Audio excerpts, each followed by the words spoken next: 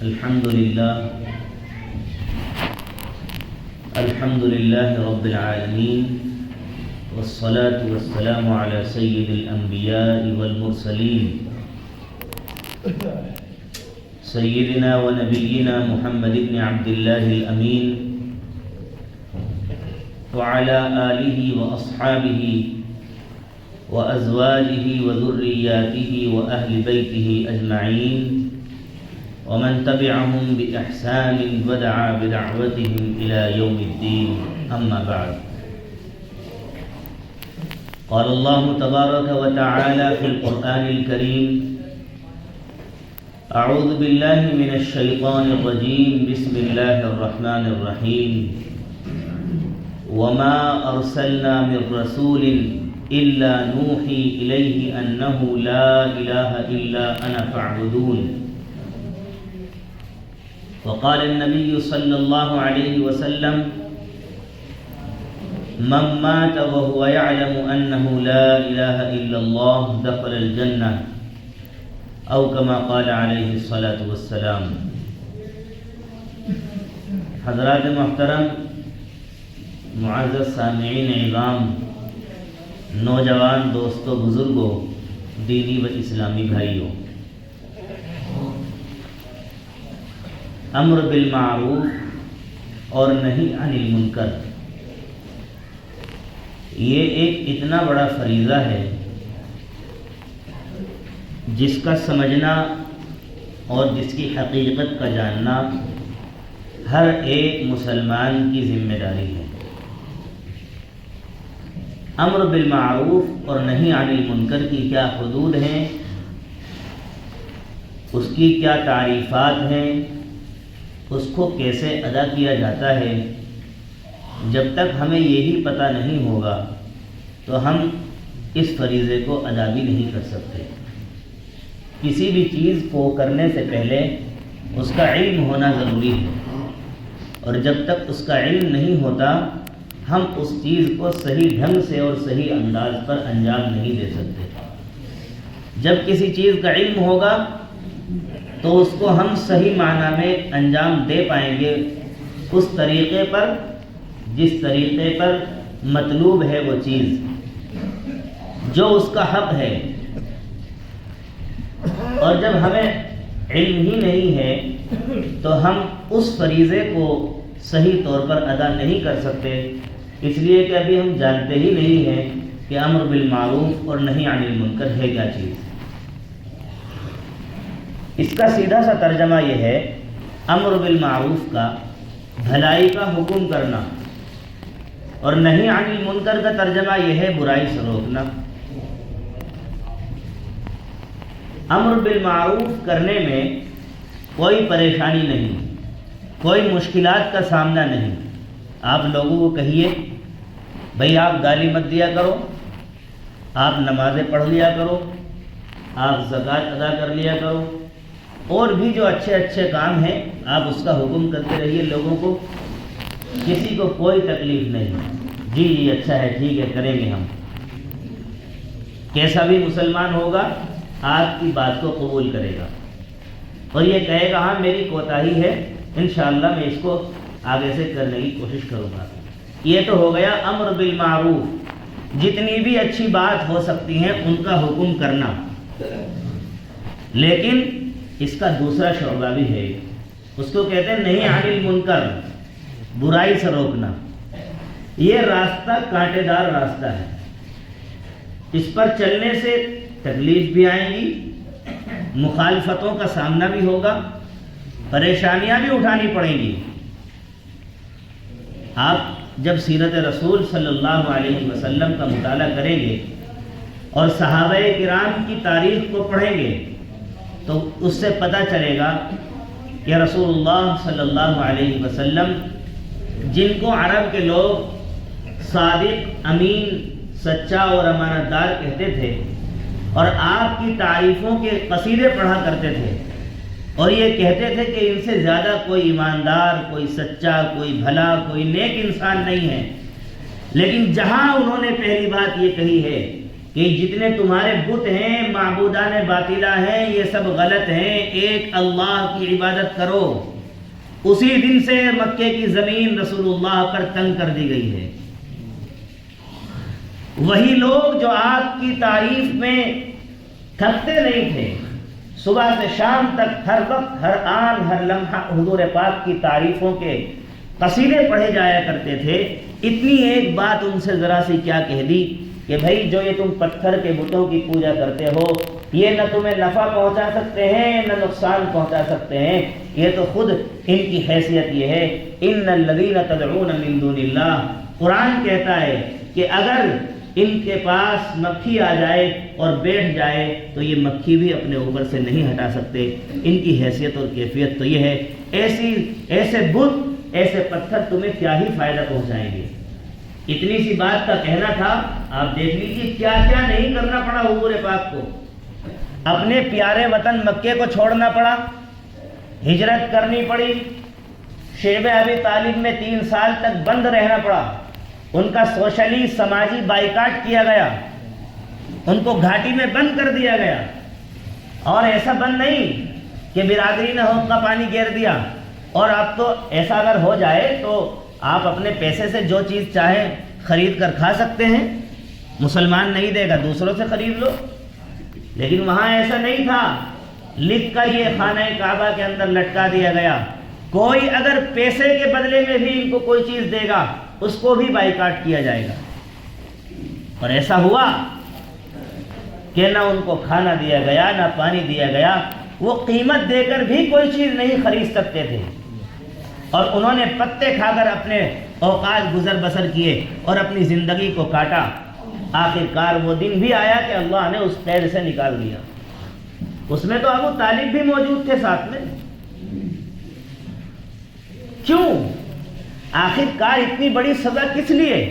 صرف اس لیے کہ رسول اللہ نے اللہ کا پیغام سنایا اور یہ کہہ دیا کہ جن کی عبادت کرتے ہو یہ غلط ہیں، ایک اللہ کی پرستش کرو، وہی عبادت کے لائق ہے، وہی معبود ہے۔ اتنی سی بات ہی تو کہی تھی کہ گردن پر اوج ڈلوانی پڑی، پھندے لگانے پڑے گلے میں، لوگوں نے لگائے، پریشان کیا۔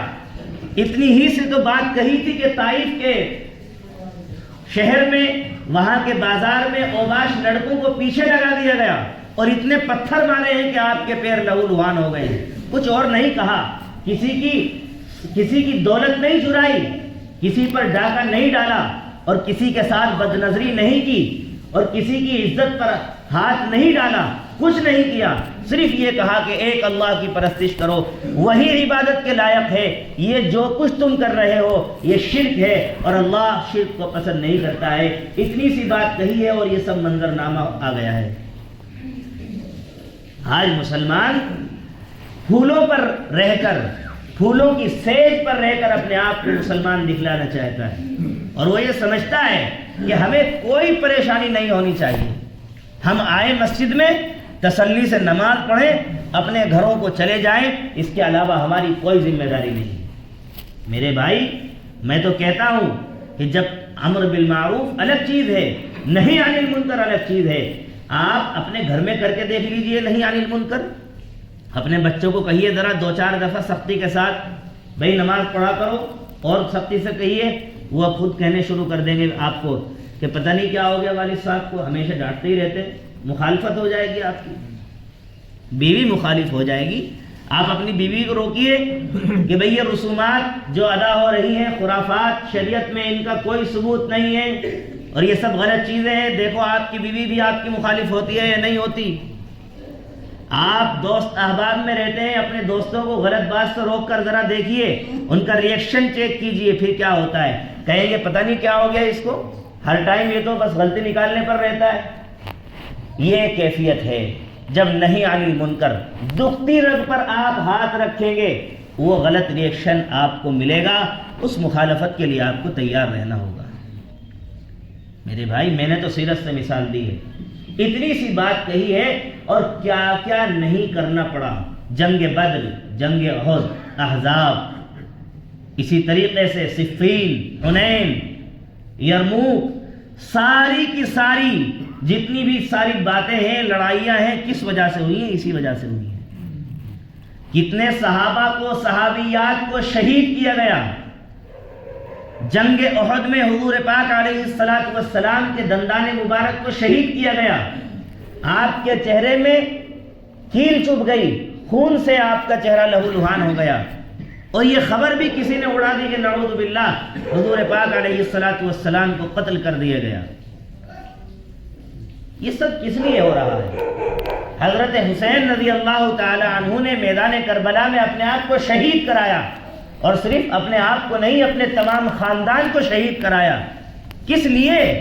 صرف اس گلشن اسلام کو سجانے کے لیے۔ مسلمان تو آج بڑی عیش و عشرت کی زندگی گزارنا چاہتا ہے، اور وہ یہ سمجھتا ہے کہ مجھے کچھ لگنا نہیں چاہیے، میرے پیر میں کانٹا نہیں چبھنا چاہیے، بس میری زندگی اسی طریقے سے سبر جائے، بہت آسانی کے ساتھ گزر جائے۔ میرے بھائی، قرآن کیا کہتا ہے؟ قرآن کہتا ہے الف لام میم احسب الناس ان یترکوا ان یقولوا آمنا وهم لا یفتنون۔ کیا یہ لوگ سمجھتے ہیں کہ ان کو ایسے ہی چھوڑ دیا جائے گا اور ان کو آزمایا نہیں جائے گا؟ ہم ان کو بھی آزمائیں گے، اور ہم نے ان سے پہلوں کو بھی آزمایا ہے، اور بنا آزمائش کے مومن کے اندر نکھار پیدا ہو ہی نہیں سکتا۔ بنا آزمائش کے، بنا بھٹی میں تپائے مومن کے اندر نکھار پیدا نہیں ہو سکتا۔ جب تک وہ آزمائشوں کے دور سے نہیں گزرے گا، اس وقت تک ایک اس کے اندر ایمانی کیفیت اور حلاوت اور جذبہ پیدا ہو ہی نہیں سکتا۔ یہی کچھ حالات ہمارے ملک ہندوستان کے بھی ہیں۔ آپ جہاں اللہ کی بات کرتے ہیں، سب کو درد ہونا شروع ہوتا ہے، مخالفت شروع ہو جاتی ہے، اور یہ کوئی نئی بات نہیں ہے۔ میں نے تمہید اس لیے عرض کی ہے کہ ہم پر تو کوئی پریشانی ہے ہی نہیں۔ میرے مصطفیٰ سے زیادہ آپ تکالیف برداشت نہیں کر سکتے۔ کچھ بھی کہہ لیں، آپ اپنے دل کو جھوٹی تسلی دے دیں کہ حالات یہ ہیں، حالات وہ ہیں، اور یہ ہو رہا ہے، وہ ہو رہا ہے۔ میں کہہ رہا ہوں، میرے مصطفیٰ سے زیادہ آپ تکالیف برداشت کر ہی نہیں سکتے، اس لیے کہ رسول اللہ کی زبان مبارک نے خود ارشاد فرمایا کہ جتنی زیادہ تکالیف مجھے دی گئی ہیں، کسی ایک نبی کو بھی نہیں دی گئی ہے۔ جتنی تکالیف مجھے دی گئی ہیں، کسی کو نہیں دی گئی ہیں، اور زبان مبارک رسول اللہ کی جھوٹی نہیں ہو سکتی۔ کونین کے رشد و ہدایت کا سامان نہ بدلا جائے گا، بدلے گا زمانہ لاکھ مگر قرآن نہ بدلا جائے گا۔ اور یہ چاند اور سورج کی گردشیں ممکن ہیں بدل جائے، لیکن تا حشر مدینے والے کا فرمان نہ بدلا جائے گا۔ جس طریقے سے قرآن کا ایک ایک حرف سچا اور صادق ہے، اسی طریقے سے رسول اللہ کی زبان مبارک سے نکلا ہوا ایک ایک حرف سچا اور صادق ہے، اس میں شک و شبہ گنجائش نہیں ہونی چاہیے۔ اس لیے کہ زبان مبارک اپنی طرف سے کوئی بات کہتی ہی نہیں ہے، اس کی گارنٹی تو اللہ نے لی ہے۔ کیا؟ وَالنَّجْمِ إِذَا هَوَى مَا ضَلَّ صَاحِبُكُمْ وَمَا غَوَى وَمَا يَنطِقُ عَنِ الْهَوَى إِنْ هُوَ إِلَّا وَحْيٌ يُوحَى۔ آپ اپنی خواہش سے، اپنی طرف سے کوئی بات کہتے ہی نہیں ہیں، آپ تو وہ بات کہتے ہیں جو اللہ آپ کو اشارہ فرماتا ہے۔ اس لیے وہ بات جھوٹی ہونے کی گنجائش کہاں سے آ گئی اس میں؟ اور رسول اللہ نے فرمایا جتنی تکلیف مجھے دی گئی ہے، کسی بھی نبی کو نہیں دی گئی ہے۔ تو بتاؤ، آپ ان سے زیادہ تکلیف برداشت کر سکتے ہو؟ سوال ہی پیدا نہیں ہوتا۔ میں کیا کیا تکالیف آپ کو گناؤں؟ آپ کو مجنوں کہا گیا، آپ کو پاگل کہا گیا، آپ کو جادوگر کہا گیا، اور نہ جانے کس کس طرح کے القابات سے آپ کو مخاطب کیا گیا۔ اور ایسا نہیں ہے کہ وہ کوئی آسمانی مخلوق تھے، فرشتے تھے، وہ بھی ہماری آپ کی طرح ایک انسان تھے، ان کے دل کے اندر بھی جذبات تھے۔ اب جہاں ایسی بات کہو، ایک طبقہ کہتا ہے دیکھو جی اپنے جیسا انسان بتا دیا۔ ارے عقل کے اندھو، کون اپنے جیسا انسان حضور کو کہہ سکتا ہے؟ کس میں جرأت ہے؟ ہم کہاں اور حضور کہاں؟ احمق پنے کی بات ہے، عقل ہے ہی نہیں بالکل نام کی چیز، اور لوگ بھی بڑے جلدی جھانسے میں آ جاتے۔ اپنے جیسا حضور کو کون کہہ سکتا ہے؟ کس کی مجال ہے جو اپنے آپ کو حضور جیسے سمجھے؟ حضور تو کائنات کے فرد بشر میں سب سے اعلیٰ مرتبے پر ہے. جتنی کائنات کے انسان ہیں، مخلوقات ہیں، اللہ کے رسول اللہ کے بعد سب سے افضل درجے پر ہیں، سب سے اعلیٰ مرتبے پر ہیں. کوئی اپنے جیسا کیسے سمجھ سکتا ہے؟ اس کا مطلب صرف اتنا ہے، جس طریقے سے ہمارے دل میں جذبات ہیں، ہمیں تکلیف جب پہنچتی ہے تو جب کوئی ہمیں گالی دیتا ہے، ہمیں جب پریشان کرتا ہے تو ہمیں تکلیف ہوتی ہے، دل پریشان ہوتا ہے. اس طرح کی تکلیف حضور پاک صلی اللہ علیہ وسلم کو بھی بحیثیت ایک انسان ہوا کرتی تھی. جب لوگ آپ کی بات نہیں مانتے تھے اور آپ کو طرح طرح کے طعنے دیتے تھے، پریشان کرتے تھے، تو آپ کا دل بھی رنجیدہ ہوتا تھا، آپ کو بھی تکلیف ہوتی تھی، آپ کا دل بھی پریشان ہوتا تھا. اور پریشان بھی ایسا ویسا نہیں. قرآن کیا کہتا ہے؟ قرآن کہتا ہے لَعَلَّكَ بَاخِعٌ نَفْسَكَ أَلَّا يَكُونُوا مُؤْمِنِينَ. اے نبی، آپ اتنے زیادہ پریشان نہ ہوئیے کہ آپ اپنی جان سے ہاتھ دھو بیٹھیں. یہ قرآن کے الفاظ ہیں. بتائیے آپ میں سے، ہم میں سے کوئی آدمی کبھی اتنی فکر میں ہوا امت کے لیے کہ اپنی جان سے ہاتھ دھونا پڑے اس کو؟ بھئی میں تو قرآن پاک کی ہر آیت کو اپنے آپ سے مناظرہ کر کے دیکھتا ہوں، اپنے آپ سے کمپیئر کر کے دیکھتا ہوں، کیا ہم اس کسوٹی پر ہیں، اس معیار پر ہیں؟ باتیں کروا لو، اس سے کوئی کچھ نہیں ہوتا. حضور پاک علیہ السلام کے بارے میں اللہ یہ کہہ رہے ہیں کہ آپ اتنی زیادہ ٹینشن نہ لیں، اتنی زیادہ فکر میں نہ پڑیں کہ آپ کو اپنی جان گوانی پڑ جائے. اس درجے کی فکر حضور پاک علیہ السلام کے دل میں تھی. مجھے بتائیے، ہے کوئی امت میں ان کے بعد جو اتنی فکر لے سکے؟ سوال ہی پیدا نہیں ہوتا. کس وجہ سے؟ اور یہ سب کچھ ان کے ساتھ جو پریشانیاں، مصیبتیں، دو جہاں کے سردار ہیں، کائنات ان کے صدقے میں بنی، اللہ کے سب سے زیادہ محبوب ہیں، ساری چیزیں ہیں، لیکن سب سے زیادہ تکالیف حضور پاک علیہ. میں کسی صحابی کی بات نہیں کر رہا ہوں، میں ڈائریکٹ رسول اللہ کی بات کر رہا ہوں، جو اللہ کے بعد سب سے افضل ہے اس کائنات میں. ان کو تکلیف دی گئی ہے. کس لیے دی گئی ہے؟ صرف اتنی سی بات کے لیے، ایک اللہ کی عبادت کر لو، بس. اور کوئی بات نہیں تھی. کسی کے پیسے نہیں چرائے تھے، کسی کی زمین نہیں دبائی تھی، کسی کی طرف غلط نظر سے نہیں دیکھا تھا، اور کوئی غیر اخلاقی حرکت نہیں کی تھی. صرف اتنی سی بات تھی، ایک اللہ کی عبادت کرو. سارا زمانہ مخالف ہو گیا، گھر والے مخالف ہو گئے، باہر والے مخالف ہو گئے، مکے والے مخالف ہو گئے، اور دوسرے لوگ بھی مخالف ہو گئے. کس وجہ سے؟ صرف اتنی سی بات پر کہ ایک اللہ کی عبادت کرو. اور حضور پاک علیہ السلام نے اس گلشن اسلام کو سینچنے کے لیے کس کس طرح کے مسائل برداشت کرے. میں اگر اس پر گفتگو کرنا شروع کروں، کئی جمعے چاہیے، 25 منٹ میں اس کو سمویا نہیں جا سکتا. اور قرآن تو مومنین کے سلسلے میں بھی کہتا ہے احسب الناس ان یترکوا ان یقولوا آمنا وهم لا یفتنون. یہ مسلمان سمجھتے ہیں کہ انہوں نے کلمہ پڑھ لیا اور مسلمان کے گھر میں پیدا ہو گئے اور آرام سے زندگی سکون سے گزر جائے گی. نہیں بھائی، نہیں گزرے گی، نہیں گزرے گی. پریشانیاں آئیں گی، اور ان پریشانیوں کو فیس کرنے کے لیے اور ان کو برداشت کرنے کے لیے تیار رہنا پڑے گا. ایک مسلمان کو مینٹلی طور پر، آدمی کو ذہنی طور پر اس کو تیار رہنا چاہیے بالکل، اگر آپ مسلمان ہیں. یہی کیفیت آج ہماری بھی کچھ ہے. یہ جو تمہید میں نے عرض کی ہے، اس کا خلاصہ پیش کر رہا ہوں. یہ میں نے کیوں کہا ہے، اس کا مقصد کیا ہے اس بات کو کہنے کا. اس وقت ملک ہندوستان کے جو حالات ہیں، فرقہ پرست طاقتیں اس کوشش میں ہیں کہ مسلمانوں کو ان کی شناخت سے دور رکھا جائے. بس مسلمان ہو صرف نام کے، جیسا کہ ہم خود بھی چاہتے ہیں. مسلمان ہو کیسے؟ صرف نام کے. اور یہ تو ہم خود بھی چاہتے ہیں کہ نہ نماز پڑھنی پڑے، نہ روزہ رکھنے پڑے، نہ ہمیں زکوٰۃ ادا کرنی پڑے، ہے جی، کچھ نہ کرنا پڑے، بس، اور جنت مل جائے. ایسا نہیں ہوگا.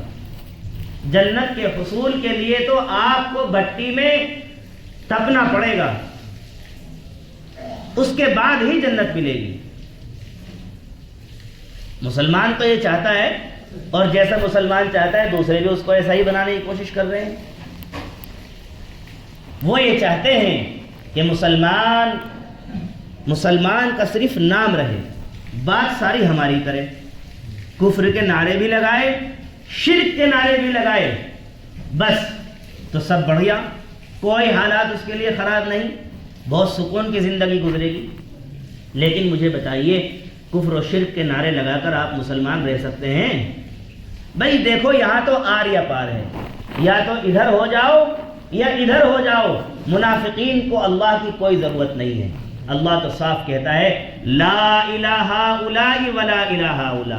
یہ جو منافقین ہیں، نہ یہ ادھر کے ہیں نہ یہ ادھر کے ہیں۔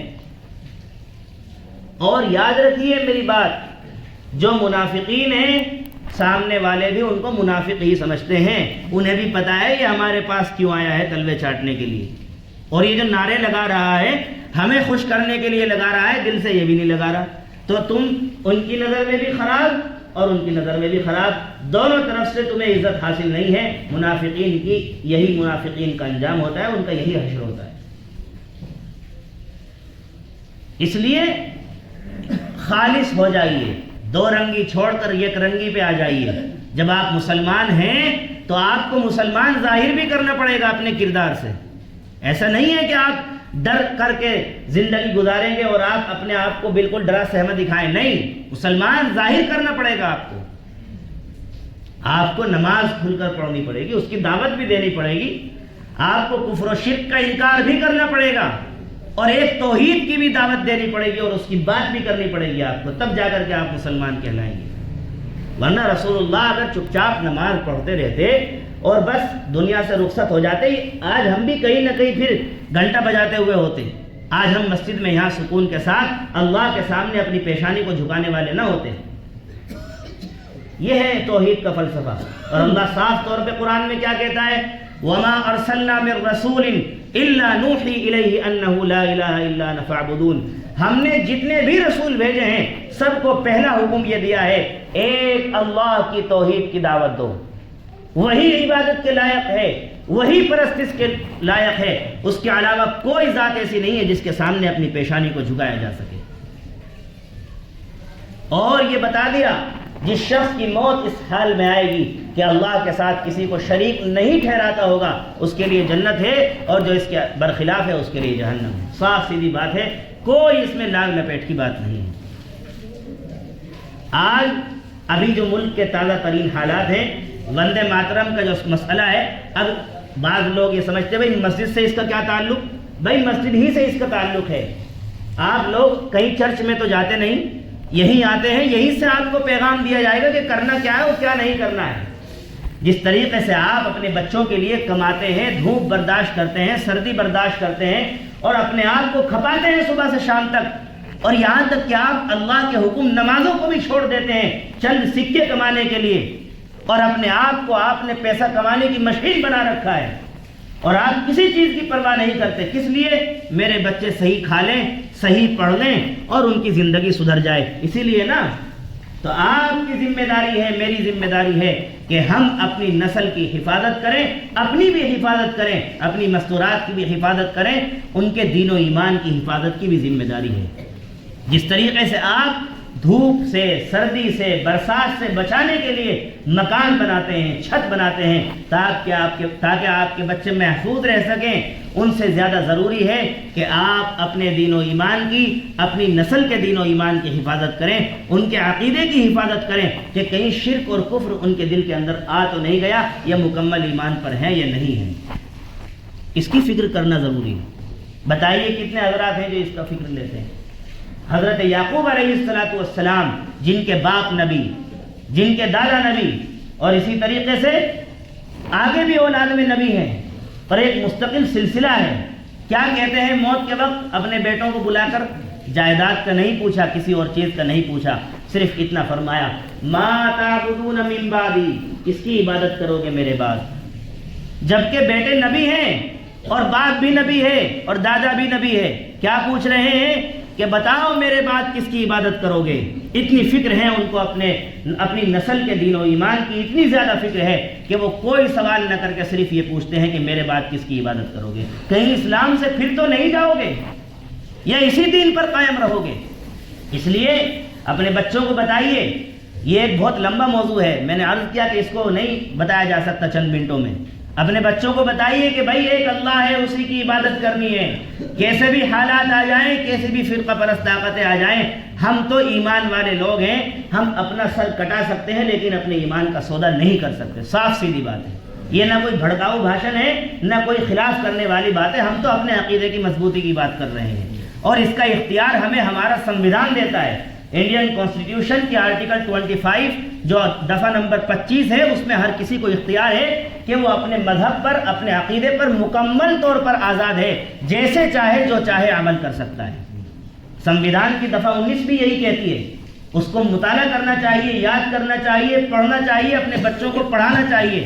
اس لیے کہ آپ جن اسکولوں میں اپنے بچوں کو بھیجتے ہیں ان میں شرکی یا کفری یا بچوں سے نعرے لگوائے جاتے ہیں, اور آپ فری میں نہیں بھیجتے, موٹی موٹی فیس دے کر, اور جن میں جتنی موٹی فیس ہے ان میں اتنی زیادہ خرافات ہیں.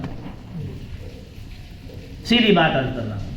اور یہی بات ہے جو امت کی ضرورت ہے اس وقت, اور اس کو کہتے ہیں نہیں عن المنکر, برائی سے روکنا. اور اس پر مخالفت بھی ہوتی ہے, اس پر آپ کو پریشانی بھی آئے گی, لیکن وہ پریشانی برداشت کرنی پڑے گی اگر آپ کو مسلمان رہنا ہے اور خالص مسلمان رہنا ہے. اپنے بچوں کی حفاظت کیجئے اور ان کو بتائیے کہ بھائی یہ نعرہ غلط ہے, ہم اس کو برداشت نہیں کریں گے. ہم ایک اللہ کے ماننے والے لوگ ہیں, ہم اسی کی عبادت کرتے ہیں, اسی کے سامنے اپنے سر کو جھکاتے ہیں. ہمارا سر اس کے علاوہ کسی کے سامنے نہیں جھک سکتا. کریں گے عمل انشاءاللہ. اللہ عمل کی توفیق عطا فرمائے. وآخر دعوانا